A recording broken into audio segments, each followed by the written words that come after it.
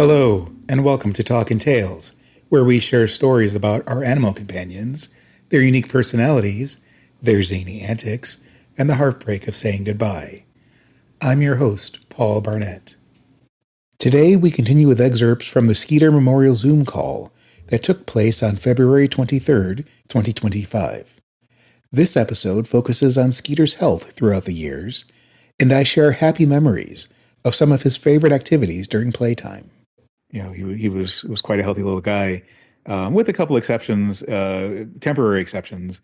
One of them was this was in early or late 2023, I believe, when he got an infection in that in the left ear, the one that had the buttons sewn to it initially. And I don't know that we ever knew exactly what caused that, but he was on an antibiotic for 2 weeks, and for a number of days in there, I had to uh, drain the ear. But he fully recovered from that. Dr. Hardy, do you recall that, and any insight to what that was? No, it was, as you say, it was just kind of this random ear infection, ear abscess type of thing that just seemed to come out of nowhere. Yeah, and it might have been something he picked up from one of his siblings because Illyria, his sister, had something similar around the same time. It wasn't her ear, but yeah. Did the fact that he had the hematoma on his ear, and there was a little bit of deformity to the ear from that, could that have contributed to the infection or the way the infection manifested? Yeah, it certainly could have. The cleanliness of the ear relies a fair bit on air circulation, and when there's the crumpling of the pinna, you don't get that air circulation. I was looking through a couple of his notes in preparation for today, and I remember, or I saw I'd written specifically, Paul says hard to clean, but he's on it. Yes, it was definitely hard to clean, uh, but yeah, I was able to clean it out as best I could, and I'm glad that it recovered there without any further complications. So back to the happy stuff. We talked about his, absolutely love soupies. That's one of the inspirations for why every episode of The Adventures of Skeeter has a bowl of soupies in it, because Skeeter loves his soupies. But he also loved his playtime, and uh, that is, every day. So my routine is absolutely every day. The my evening is dedicated to them, and so the ferrets get their multi-hour, usually at least 3 hours, sometimes 5 or 6, depending on the day, playtime, and that is the entire first floor of my house, minus the laundry room, I guess. But it is, ferret proofed. Things are up higher so they can't get to them, and then that's when all the blankets and tubes and tunnels and ball pits and pillows and whatnot come out.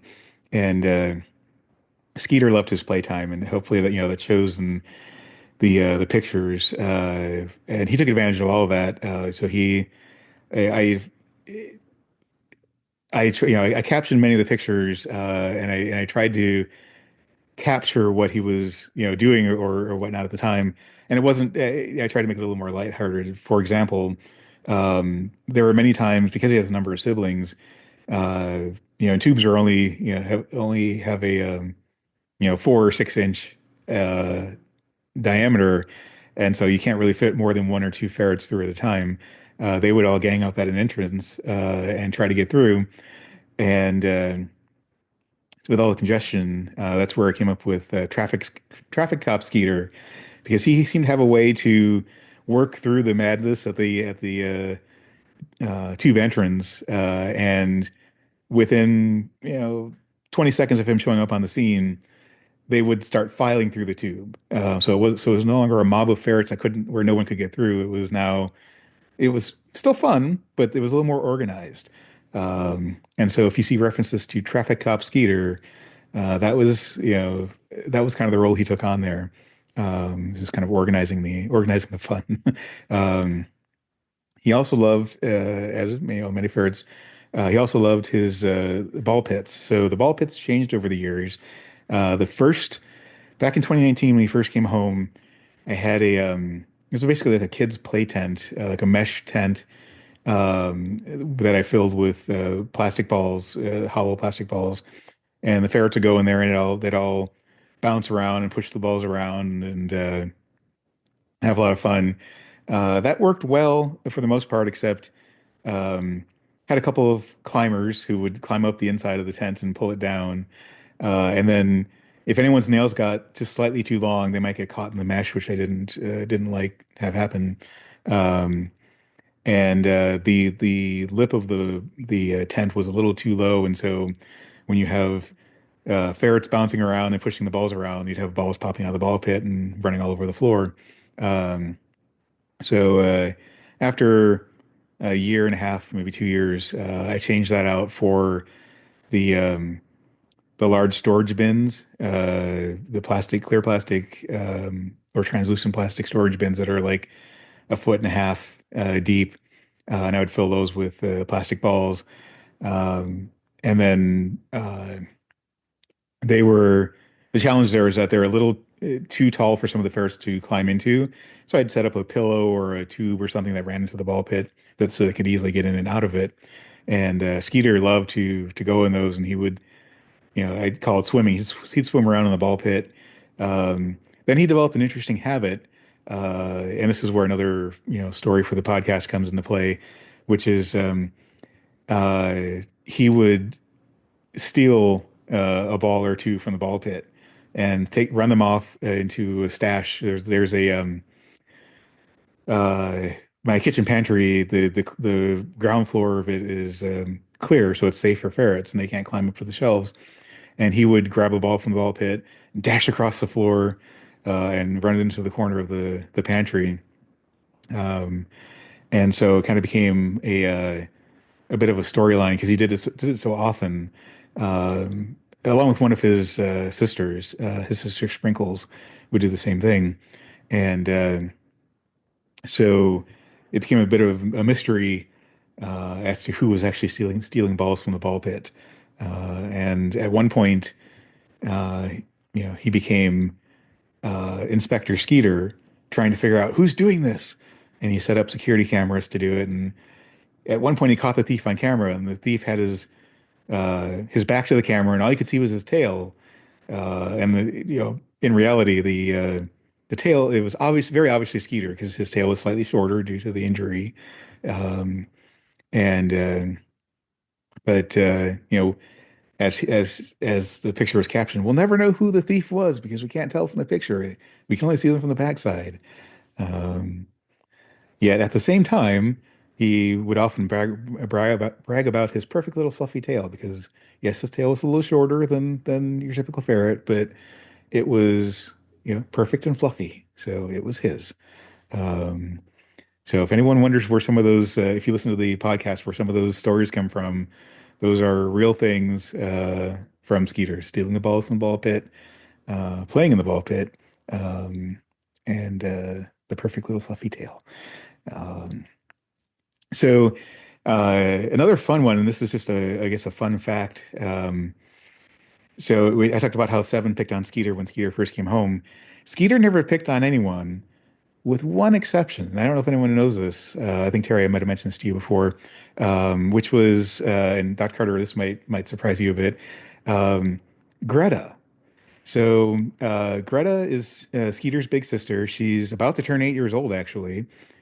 She's a private bred ferret, and when I look at her, if I didn't know her age, I would guess she was maybe 3 or 4 years old, but she's about to turn 8, and uh, she's a little bundle of energy. She's fantastic. But the day that I met her, I got her from Denise Cummings, Denise's Delightful Dookers, when she was shutting down her rescue. I adopted Grizzly and Greta, who are literally brother and sister. They're from the same litter. And I went over there to meet them, and I took Skeeter and I believe Nicholas and Bowie. Um, I believe were the three that I took over there. And when uh, they all met, Skeeter picked on Greta a little bit. He chased her around and jumped on her like kind of like Seven jumped on him the first day.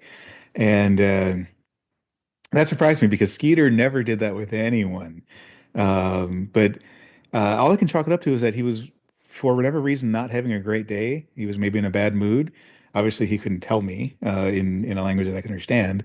But uh, it was definitely surprising, a little out of character for him.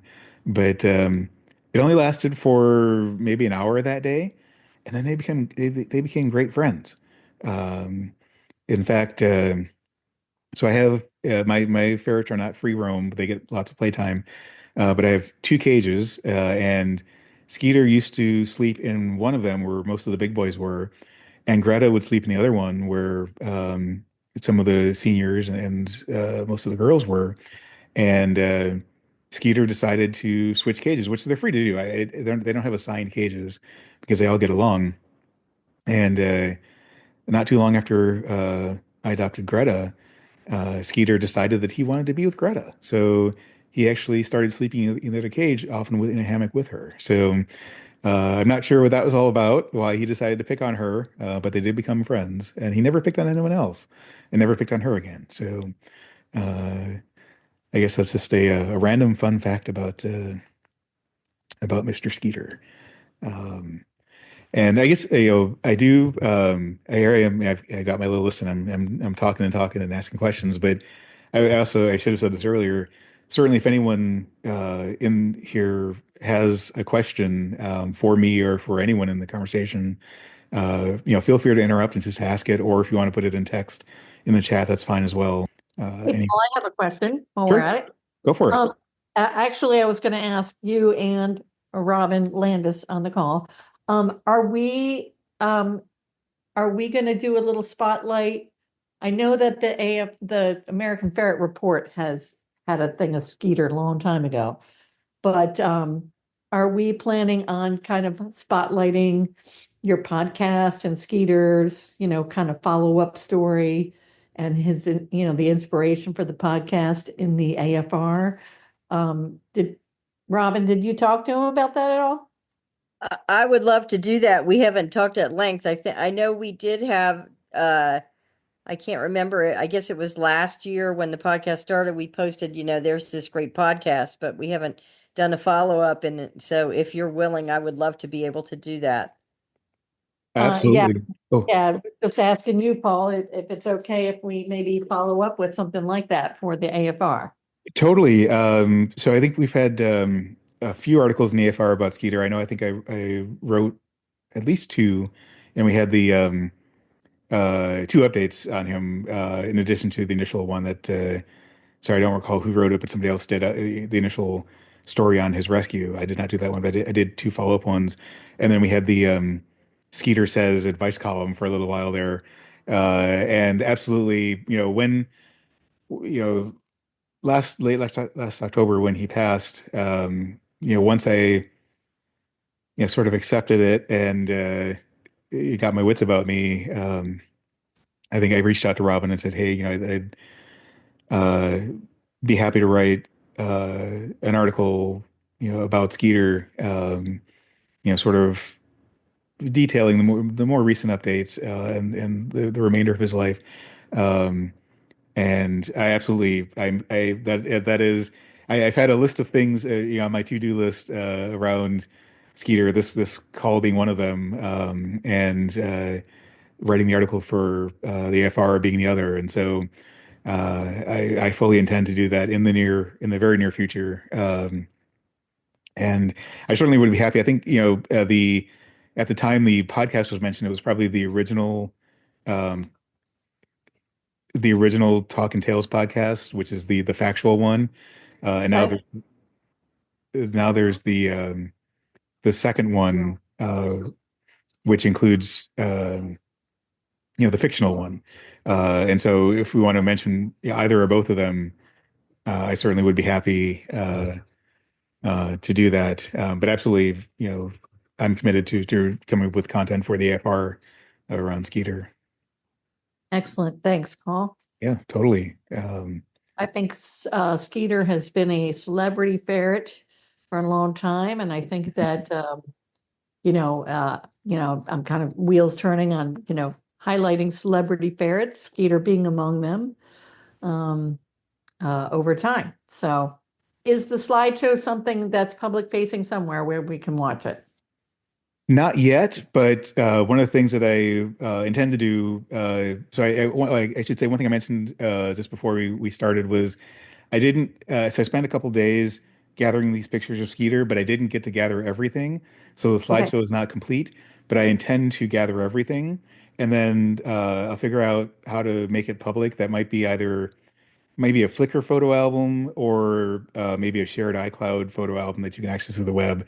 But yes, the current slideshow has about 2,000 pictures in it, and Oh, that's about an eighth of what I have. So um, I still have some more collection to go. But yes, absolutely, I intend to share that. okay. And I just want to say in my closing that I have a lot of respect for all you guys and Terry and Dr. Carter for all the work you did with Skeeter and for Paul giving me great life. And you guys have the rest of the day. So thank you again, and I'm going to sign off. Thank you very much, Bonnie. Um, Bonnie mentioned there the celebrity ferret. I guess I didn't think of Skeeter as a celebrity ferret, but I did recognize the number of people who were invested in his story and wanted to make sure they kept updated on that. And one of the things that I thought, one of the fun memories that I have is what I call Business Skeeter, which was actually the picture, one of the pictures used for the poster that I believe Bonnie said she had, um, which is Skeeter in a business suit on the cover of a magazine. And I still actually have a handful of those posters, and I may make more if there's an interest in folks having one if they didn't get to get one originally. And I may also um, well, you can't really see. I have the t-shirt I'm wearing is my Dodger t-shirt, and that was Skeeter's older brother that he swam with. I may actually have a Skeeter t-shirt made, and maybe using the business Skeeter picture. I'm not sure, but uh, if that's folks can let me know if that's something they're interested in, because I may just do one for myself, but if there's interest, I may have a few made. Um, so business Skeeter was one of my favorite memories, and then the flock of ferrets. So I don't know if other folks have experienced this. I think you need to have at least in my experience, at least six ferrets for this. But one of the things that, like I said, Skeeter was kind of the playtime fun coordinator, and many times he would be leading a group of ferrets running around my house, and they would run in a V formation, kind of like a flock of birds. And I think I only captured it on video maybe once or twice, but I would hear paws running, and I would look and I would see, Skeeter running around a corner with a bunch of his brothers in tow in a V formation. That was just kind of the cutest thing. Um, so definitely will remember that. You Um, don't happen to have a video of that, do you, Paul? I have at least one video of that. I think I might have two. I need to. So the way that period of pictures and videos is organized is really by half year. So I have like January to June of 2020, July through December 2020, and then 2021, 2022, and it's in there. So I don't, and those are pictures and videos of all my ferrets. So I don't have a dedicated Skeeter folder where I can just go pick that video out. But that's one of the things that I'm doing is I'm going through all of those collections and pulling out the Skeeter ones specifically. So in the large collection that I'm building that I'm going to share publicly, it will be in there, and then I will be able to call that one out specifically. But I can't point to it today and say this is the exact video. But I will be able to. Um, and that one is not included in the slideshow because I haven't found it yet. I've, I wanted to make sure I included representations from every year, and so not the second half of every year is not in the slideshow, unfortunately. Oh, there was one other medical thing, and Dr. Carter, I don't know if you can speak to this for a moment, but this was in I don't didn't write down the date exactly, but uh, either late 2023 or early 2024, um, when during playtime, I noticed a couple of drops of blood on the floor, and I couldn't figure out who it was from. And Skeeter had been playing. Then he went he curled up in one of the I had these little cubes that were padded. They were like cat houses that I brought up for the Ferris string playtime, and he settled down in one of those, which was not too unusual, after a couple hours of playing. But then uh, when I went to get him, he had repositioned himself, and his head was hanging out of the cube, which was fine. It was like a quarter inch off the floor. Um, but there was a pool of blood in front of that. And I realized then that it was Skeeter who was bleeding. So I picked him up, and I couldn't figure out, like, he didn't have any cuts or anything, and I couldn't figure out where the blood was coming from. And I thought it was, maybe from the roof of his mouth because there was a drop of blood there, but I didn't see any problem with any tooth. And certainly I took him to Dr. Carter the next morning, and I believe the theory was he might have had an ulcer that ruptured.